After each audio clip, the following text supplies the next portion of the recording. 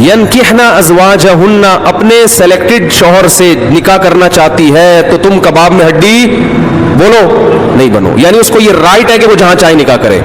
یہ بھی خرابی ہے آج کل بعض علاقوں میں، یہ خرابی ہے کہ بیوہ کو یا طلاق یافتہ کو نکاح تو کرنے دیتے ہیں، لیکن بعض علاقوں میں دستور ہے نکاح ہمارے ہی خاندان میں ہوگا، آپ ہمارے خاندان سے باہر نہیں جا سکتی.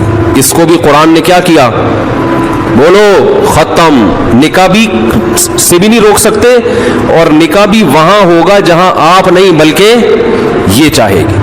اس میں اللہ نے عمر کی کوئی قید نہیں لگائی. 40 سال کی بیوہ یا طلاق یافتہ ہو، 50 سال کی ہو، 55 سال کی ہو، یہ تمہارا ہیڈ ایک نہیں ہے. تمہیں زیادہ ٹینشن لینے کی ضرورت نہیں ہے. لوگ بڑی ٹینشن لے رہے ہوتے ہیں کہ تمہیں ضرورت کیا ہے، اب 4 بچے ہیں تمہارے، 5 بچے ہیں، اس عمر میں تمہیں شادی کرتے ہوئے شرم نہیں آتی. چھوڑو بھائی، کیا ضرورت ہے.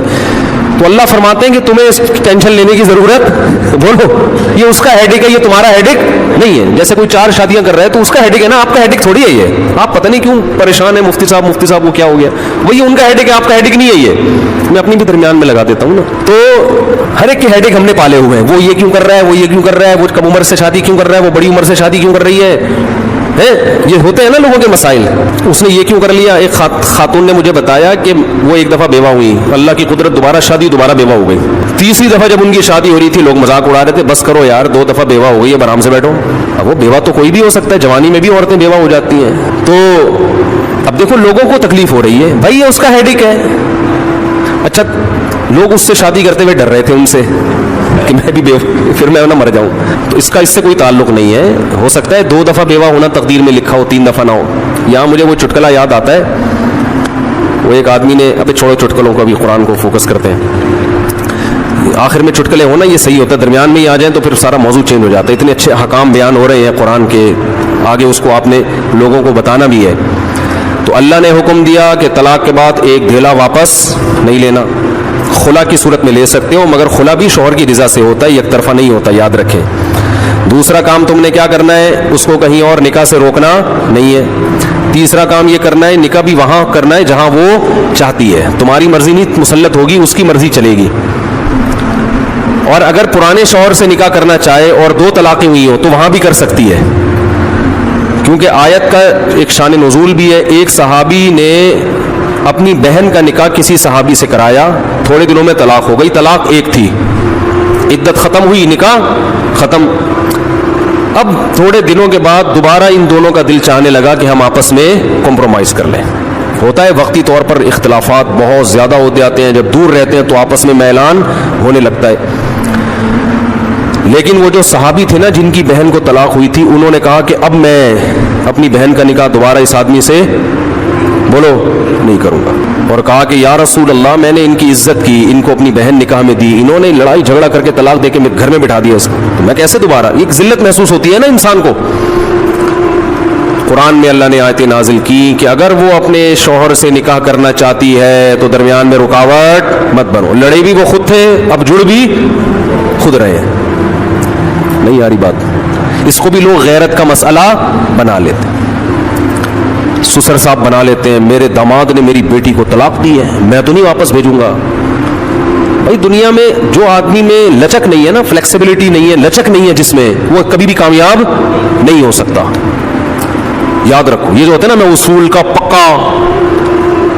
بھائی اصول کا پکا ہونا تو اچھا ہے، لیکن یہ اصول ہی غلط ہے کہ جو کہہ دیا تو اس پہ قیامت تک قائم رہنا ہے. یہ اصول ہی غلط ہے. اصول یہ ہونا چاہیے کہ جب موقع کی مناسبت سے جو بات ٹھیک لگے گی اپنے آپ کو چینج کر لوں گا. یہ اصول ٹھیک ہے، اس اصول پہ پکے رہو. اور یہ نبی سے ہمیں ملتا ہے یہ اصول. حدیث میں آتا ہے ایک صحابی نبی کے پاس آئے، مجھے صدقہ چاہیے، یہ چاہیے، وہ چاہیے. آپ نے فرمایا اللہ کی قسم تم پر خرچ نہیں کروں گا میں. وہ چلے گئے، آپ نے دوبارہ بلایا، فرمایا ان پہ صدقہ کرو، دے دو. وہ پریشان، یا رسول اللہ آپ نے تو قسم اٹھائی تھی کہ میں آپ کو نہیں دوں گا. آپ نے فرمایا مر رعا علی یمین فرعا غیرہا خیرا منہا فلیکفر عن یمینہ.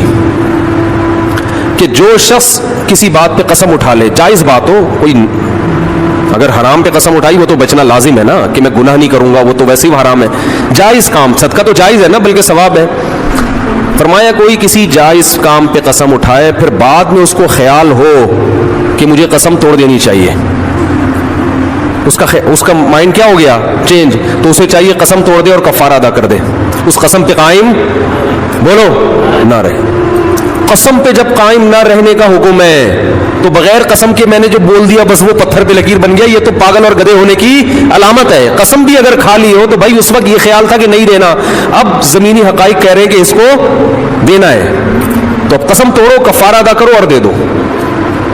بات نہیں آ رہی میرا خیال ہے. یہ کس کی سیرت ہے؟ نبی کی. نبی سے زیادہ کسی کی پکی زبان ہو سکتی ہے؟